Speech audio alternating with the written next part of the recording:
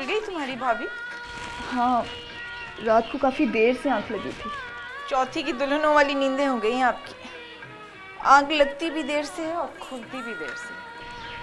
ये क्या कह रही हो तुम? आंख खुलने की बात कर रही हूँ। जिस तरह तुम्हारी आंख देर से खुलती है, उस तरह दूसरे लोगों की भी आंखें देर से सही लेकिन खुल जरूर जाएंगी।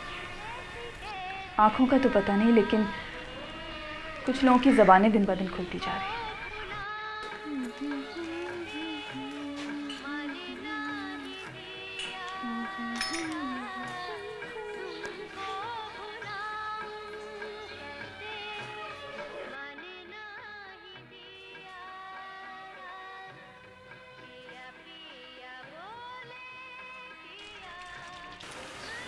ओहो, इधर तो फूलों को पानी देने के बहाने कुछ और ही गुल खिलाए जा रहे हैं।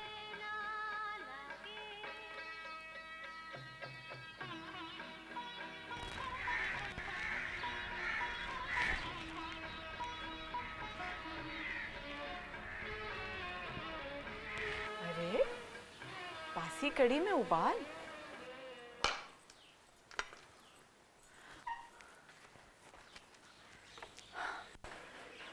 रहने दो भाभी, क्यों पानी बहाए जा रही हो? जितना मर्जी पानी दे दो, खिजा में कोंपले नहीं फूटा करती। माफ करना भाभी, ये फूल सिर्फ सुहागनों के सर में अच्छे लगते हैं। क्यों? क्या इसीलिए कि उनके बालों में लगे गुलाब को सूंघने वाला कोई होता है? इसीलिए? बोलो ना शाइस्ता, तुम जवाब क्यों नहीं देती हो? इसीलिए ना? हाँ, चूंकि मैं तो बेवा हूं ना, इसलिए मुझे कोई हक नहीं है बालों में फूल लगाने का, कोई हक नहीं है मुझे सिंगार करने का, क्योंकि मुझे सराहने वाला कोई नहीं है। यही वजह है ना। लो, मुझ पे क्यों बिगड़ रही हो? जो जमाने का दस्तूर है वही कहा है मैंने। यही होता है, औरतें अपने मर्दों को दिखाने के लिए बनाव सिंगार करती हैं। जिनके मर्द ही नहीं होते उनको क्या जरूरत है ये 16 सिंगार करने की? तो फिर तुम भी अपने बालों से गजरे नोच के फेंक डालो, और ये जो तुमने मुंह पे अपने लाली मली हुई है ना, इसे भी धो डालो। तुम किसको दिखाती फिरती हो ये सब? अरे वाह, मैं तो सुहागन हूँ, भूल गई हो? कुछ तो लिहाज करो भाभी। सुहागन? और वो तुम्हारा सुहाग, तुम्हारा सरताज, तुम्हारा मिजाजी खुदा, वो तुम्हारे गजरे सूंघने यहाँ नहीं बैठा हुआ है, 7 समंदर पार है वो। तुम भी तभी बना सवरा करो जब वो यहाँ हुआ करे। क्यों? मैं क्यों ना करूं सिंगार? अल्लाह रखे मेरा मियाँ सलामत है, मेरा दिल चाहता है इसलिए मैं तैयार होती हूँ। तो फिर तुम ये क्यों नहीं समझती शाइस्ता कि दिल मेरा भी है? आरिफ मरा है, मेरा दिल नहीं। लो, तुम्हारा दिल क्यों मरने लगा भाभी? तुम्हारे दिल को तो 16वां साल लगा है, देवकी का 16वां साल।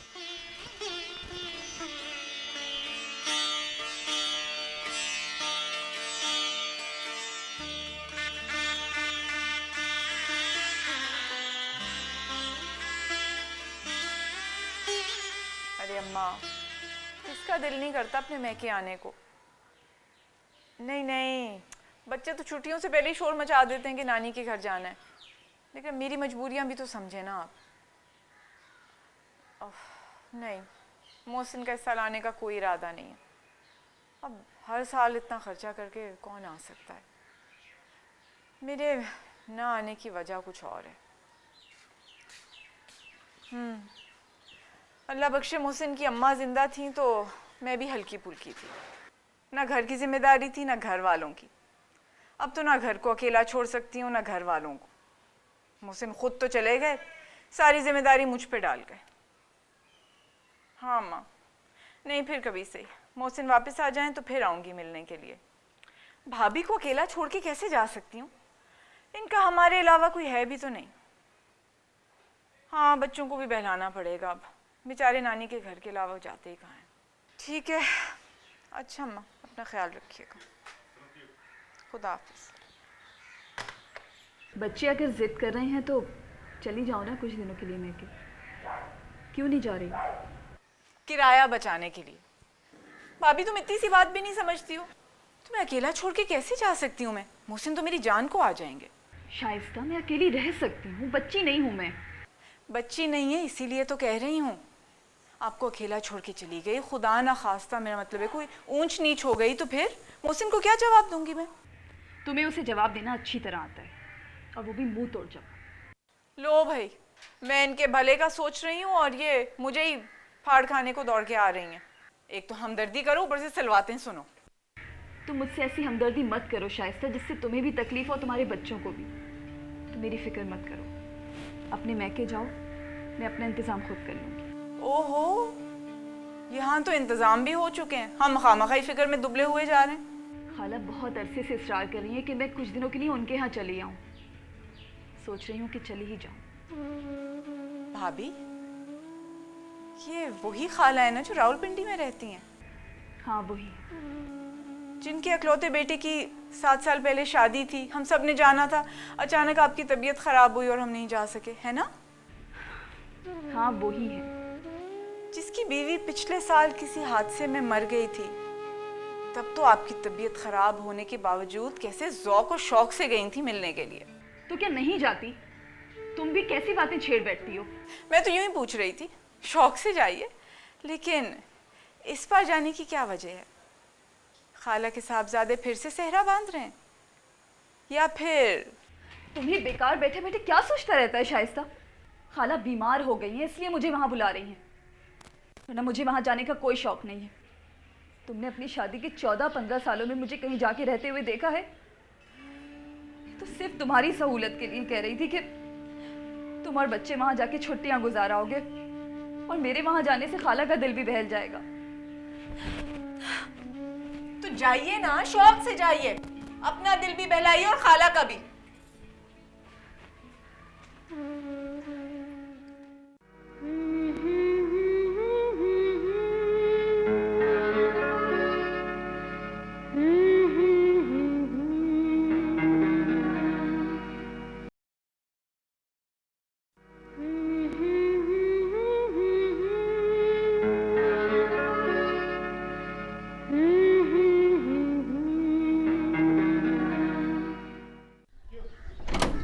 जीती रहो, सच पूछो तो तुम्हारी चाय खींच लाती है यहाँ पर मुझे। जाइए खाला, इसका मतलब है मेरी मोहब्बत नहीं खींचती आपको? ऐसी मोहब्बत घुली रहती है तो उस चाय में तुम्हारी, वरना ये चीनी पत्ती और दूध तो मेरी निगोड़ी बम में भी इस्तेमाल करती हैं। ऐसा काढ़ा बनाती हैं, बिल्कुल ऐसा लगता है दांत दर्द में गरारे करने वाला महलूल। मैं तो समझी थी ये महलूल सिर्फ हमारी मेहताब भाभी को बनाना आता है। है कहाँ? बेगम पारा नजर नहीं आ रही। अभी आई कहाँ है अपनी खाला के यहाँ से? तुम तो कब की आ गई अपनी मैके से? क्या खबर नहीं थी उसे? की थी, आने से पहले ही कर दी थी। मेरा तो सिर्फ बहाना था खाला कि तुम मैके जा रही, उस वजह से मुझे खाला के यहाँ जाना पड़ रहा है। असल वजह कुछ और थी। क्या? अब रहने दो खाला, मेरा मुंह मत खुलवाओ। और तुम कौन सा दूर रहती हो, सामने ही तो घर है तुम्हारा, तुम्हें खबर नहीं होगी? कैसी खबर है? अब बता भी, मेरा तो दिल उथल पुथल हो रहा है। ऐसी उथल पुथल हमारी भाभी के सीने में भी हो रही थी।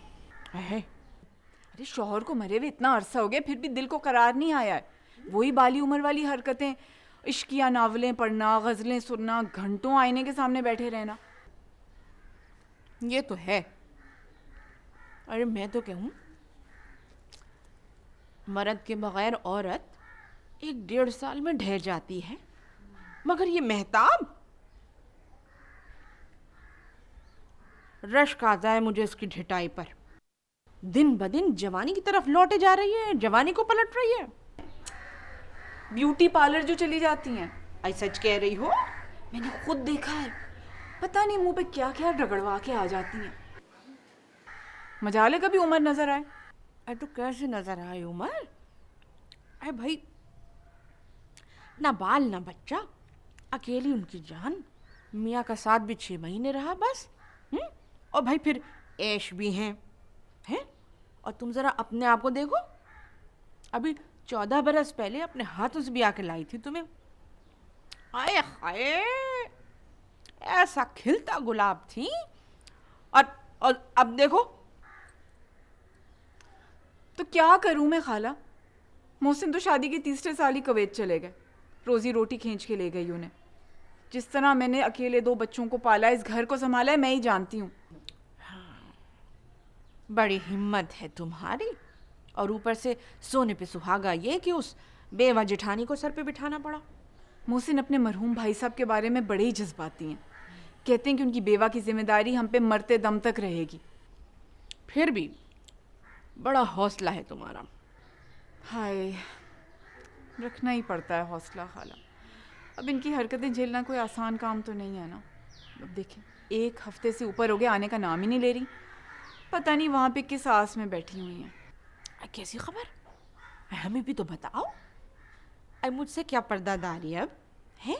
देखो ना, मैं सिर्फ तुम्हारे ससुराल की पुरानी मिलने वाली तो नहीं हूँ ना, ये भी तुम्हारी अम्मा की सहेली भी हूँ। मैं उनकी खाला का एक रंडवा बेटा भी है। यूं इतनी वहाँ पे जमी बैठी हमारी भाभी साहिबा। अल्लाह मिलाए जोड़ी। अस्सलाम वालेकुम खाला। वालेकुम अस्सलाम। जीती रहो। कैसी हैं तुम्हारी खाला? जी बस, खाला तो मुझे आने ही नहीं दे रही थी, और रहमान भाई भी बहुत रोक रहे थे। अरे रहमान भाई खाला के बेटे हैं ना, खालाजाद भाई जो ठहरे, भाई तो कहना ही पड़ता है। हुई? अरे वो तुम्हें क्यों रोक रहे थे? उनका कौन सा काम रुका पड़ रहा था तुम्हारे बगैर? जी उनकी शादी के सिलसिले में मुझे रुकना पड़ा। अब खाला इस उम्र में बेचारी अकेली क्या कुछ करती। शादी? अरे उस रंडवे की? तो क्या रंडवों की शादियां नहीं होती खाला? और फिर अभी उनकी माँ भी तो सर पे मौजूद है, उनकी ज़िंदगी संवारने का सोचने वाली। चलें, अच्छा ही हुआ बेचारे की दोबारा शादी हो गई। लेकिन भाभी, क्या हुआ? इतनी अफसरदा क्यों लग रही हो? कुछ नहीं शाइस्ता, बस सफ़र की थकान है। मैं सिर्फ कुछ देर आराम करूँ। ये लो, ये तो उन्हें भी आई। तुम कह रही थी कि उसकी आस में बैठी है। खाला ने तोड़ डाली ना आस। देखा नहीं कितनी अफसरदा लग रही थी, मुंह उतर गया था। कैसी आहें भर भर के कह रही थी कि रंडवों की भी तो शादियां हो जाती, यानी बेवाओं की नहीं होती। तड़प उठी है।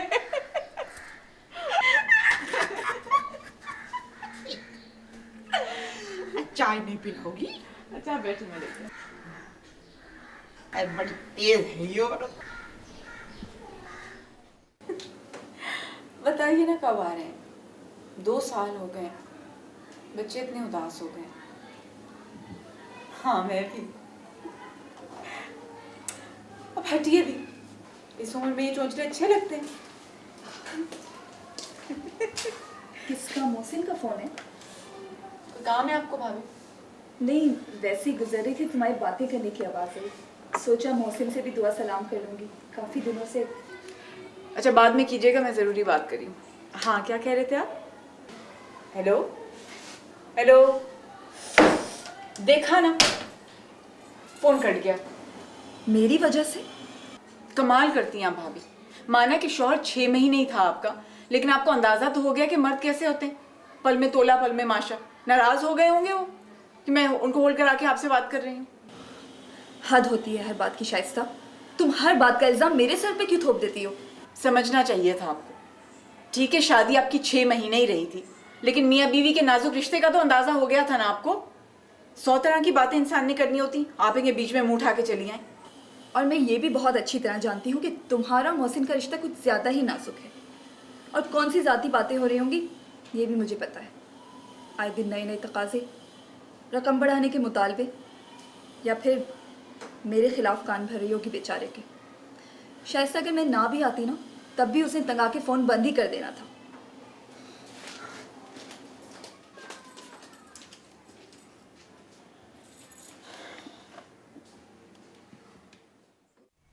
बहुत मुश्किल हो गया है, बहुत मुश्किल हो गया है मेरा इस तरह जीना। क्यों चले गए हो मुझसे इतनी दूर? क्यों? मैं बहुत अकेली हो गई हूँ, तुम्हारे बगैर बहुत अकेली। बस तुम्हारी यादें तो मेरे साथ है। ये कैसी मोहब्बत है जो तुम्हारे चले जाने के बाद अब भी इतने साल तक बाकी है और अब भी ऐसा लगता है जैसे तुम आसपास हो, मेरे बहुत करीब, बहुत करीब। तुम आए हो ना शबे इंतजार गुजरी है, तुम आए हो ना शबे। सर्दी है, इनका पता नहीं कौन